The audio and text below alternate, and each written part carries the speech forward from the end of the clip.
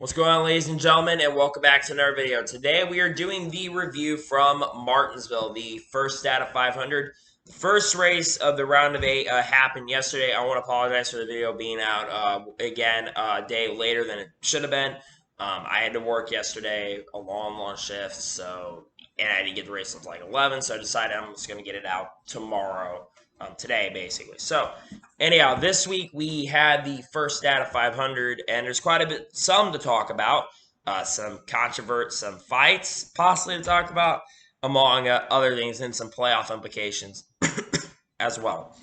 Anyhow, let's get into the review. So, anyhow, let's get into it. So, on the pole for this race, you had Denny Hamlin, and Denny Hamlin would take us to the green flag. Chase Elliott had to go to the back of the field in this race because he had engine issues. So he basically blew up during practice. So Denny Hamlin would take us to the green flag. The first caution of the race will come out with debris falling off of, I can't remember whose car it was, but debris came off of someone's car. That would bring out the first caution of the race. On the restart, Martin Truex Jr. was able to pick up the lead and was able to pull away. And Martin Truex Jr. basically dominated, and he was able to score the first stage win. Went back racing on lap 140, and we went green for the next 40 laps race. And then the third caution would come out for Ty Dillon. He got spun on the front stretch. He had a tire go. I think he had a tire go down because there was contact between him and I believe Jimmy Johnson. I think they said, and he spun out on the front stretch, and Hemrick basically just got into him and just spun him out, if I'm not mistaken. And while this is going on, Chase Elliott ends up during the caution. He ends up saying it had brakes and axle or gear. The car won't really turn right, and just the car is basically destroyed at this point. So they have to go to the garage. Went back racing on lap 185, and again, Martin Truex Jr. pretty much dominated again, and just took off, and just was the fastest car. Track position was so key in this race, so I pretty much knew that Truex is going to probably have the car to beat. And then the caution would come out with about halfway through lap 253 for debris on turn 1. I think there was parts that fell off of someone's car, and that would bring out the caution.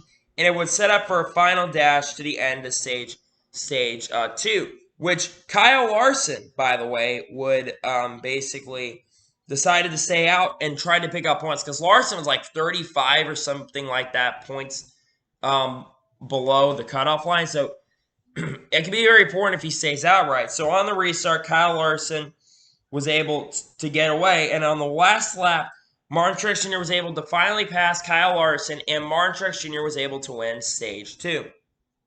So Martin won stage 2. Martin Truex won stage 2, and won. Larson finished second. Blaney third. Logano fourth. Almirola fifth. Byron sixth. Kyle Busch seventh. Denny Hamlin eighth, ninth. Eric Jones, and finally on top 10 was Brad Keselowski. We went back racing with on lap 269, and Truex once again just took off. The next caution in the race to come out with 4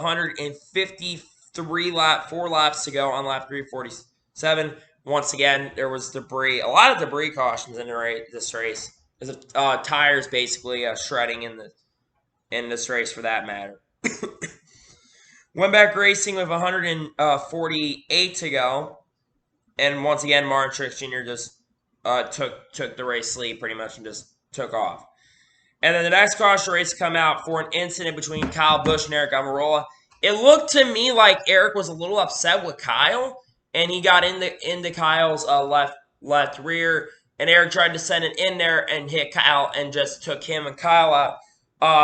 A couple other cars, unfortunately, got caught up in this wreck. Ryan Preece and Jimmy Johnson, and a couple other guys got some damage in this as well. It wasn't listed, but a couple other drivers were involved in this. Kyle Larson had an incredible save. He just literally shoots up the racetrack and is able to get through the wreck, which could have been a very tipping point in this playoff run if it did happen. Went back went back racing with 128 laps to go, and once again, Martin Truex Jr. was able to pull out in front. And a few laps later, the next caution would come out with 123 laps to go between Daniel Suarez and Alex Bowman. There was some contact between all three drivers, and Daniel Suarez basically had a tire go down, and he went up into the wall, basically. And then Alex Bowman went down pit road. He had a tire down as well. And Bubba Wallace also got tire damage as well. I'm pretty sure. I think he was the other car that got damaged. I'm pretty sure. So that brought out that caution. Went back racing with 118 to go, and then pretty much straightforward. It was between, basically at this point, Truex just took off and pulled out to like a 4 or 5 second lead. Unfortunately for Truex, a caution would come out with 51 laps to go for Clint Bowyer. Bowyer had a tire, basically the right side tires basically went down and brought out the caution, like I said, with 51 laps to go. And because they decided not to put all the tires on, because that was smart of them. They're not even in the playoffs, so I don't understand why they didn't put all the tires on. But Clint Bowyer brought that caution out.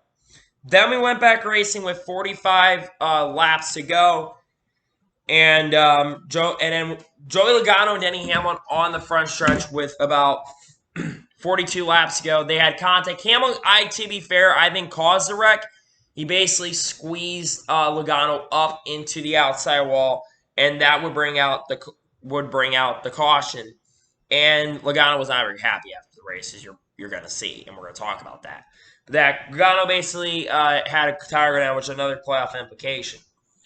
Went back racing with 35 laps to go, and then with 28 to go, Daniel Hemrick and Mike McDowell had an incident. McDowell, I believe, had a tire go down during that, and they both had contact, and McDowell ended up spinning out on the front stretch.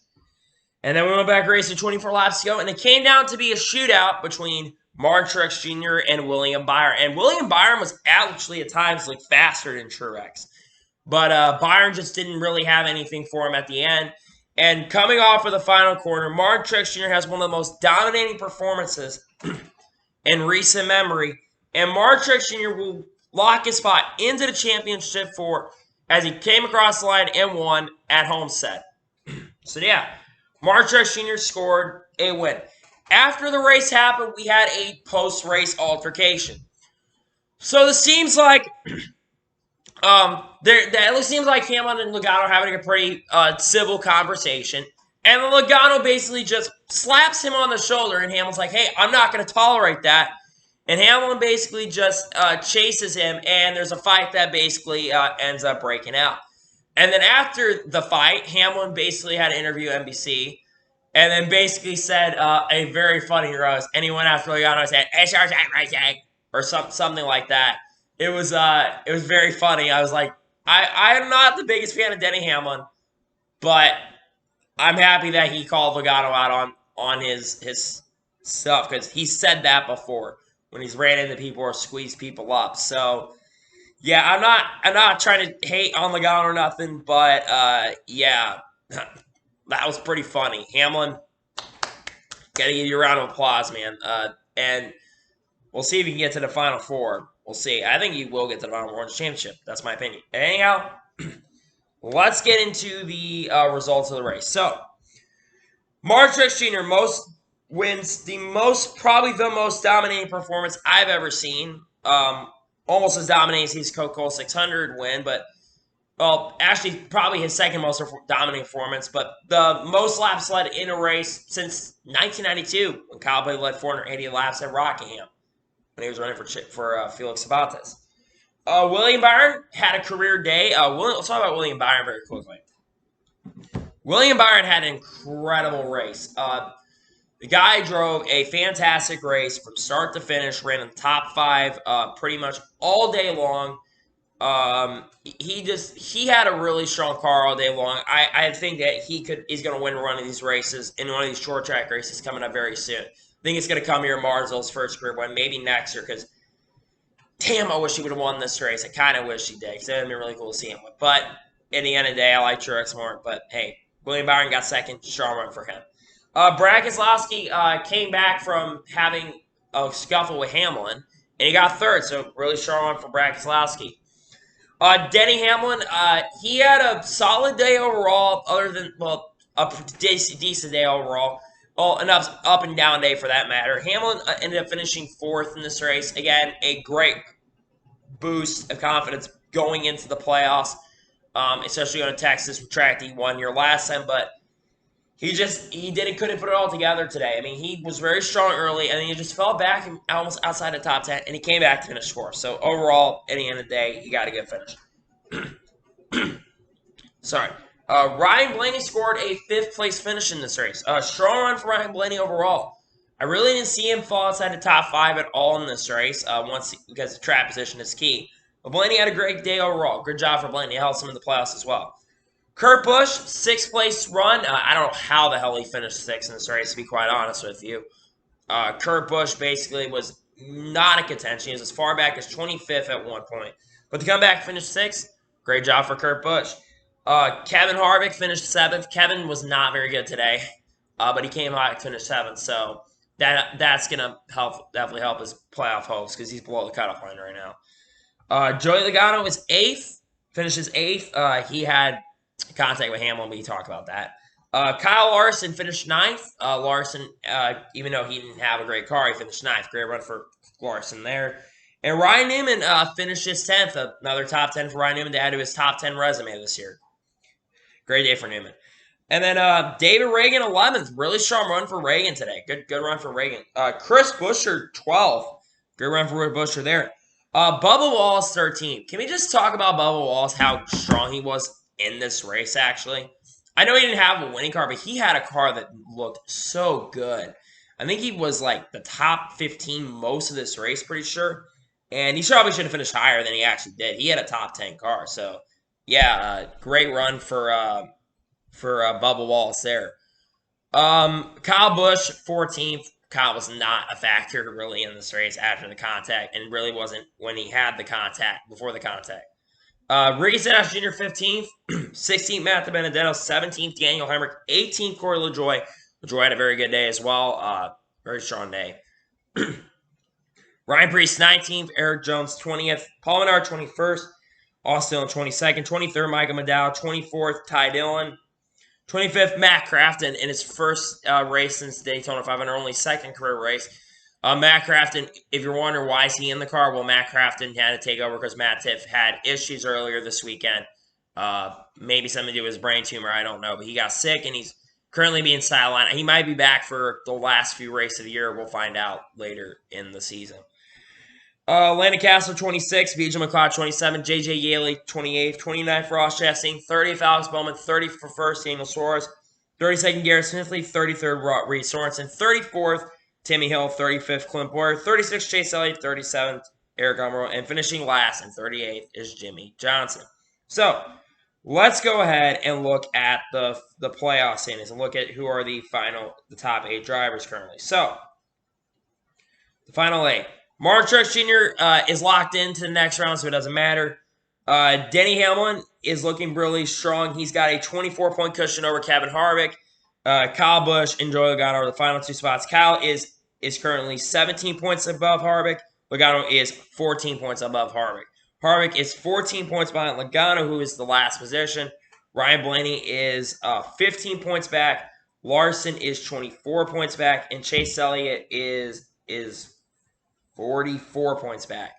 So, yeah, that is the final 8. So, let me give you my opinion of this race. So, my review, I'm giving this race, I'm going to give it an 8 out of 10. Yes, Truex dominated. There's no doubt about that. I know people are going to say this race was not very good because Martin Truex Jr., let's be honest, put on a clinic in this race. But to be fair, I mean, even though Truex dominated, there was times where they could kind of close in on him. And to be fair, and the racing was solid. There was a lot of bumping and banging around the racetrack. Yeah, I thought the race was overall solid. 8 out of 10 for me is a decent review, I'd say. Is a great review, I would say. Yeah, Truex dominated. Racing was solid overall, bumping and banging. Just wish there was more attempts for the lead, but it is what it is. You know, sometimes you're not going to have those races where you're going to have people contend for the win. So, yeah. Races 8 out of 10. Next week we go to Texas. Yay. Hopefully the race is a little bit better than last time. The race was not horrible last time we were there, but I want it to be a little bit better. So, anyhow, a little bit of a longer review. Kind of went on tangents during this, but yeah, that's going to be it from the first out of 500 from Martinsville review. Thank you guys for watching this video. Please like and subscribe to the channel, turn notifications so you get notified a video does go live on my channel. Follow me on all my social medias, links in the description below for that, and comment below your opinions on the race. What did you think of the race? Let me know below. Anyway, I want to thank you guys for watching this video, and I'll see you guys next time. Take care, everybody.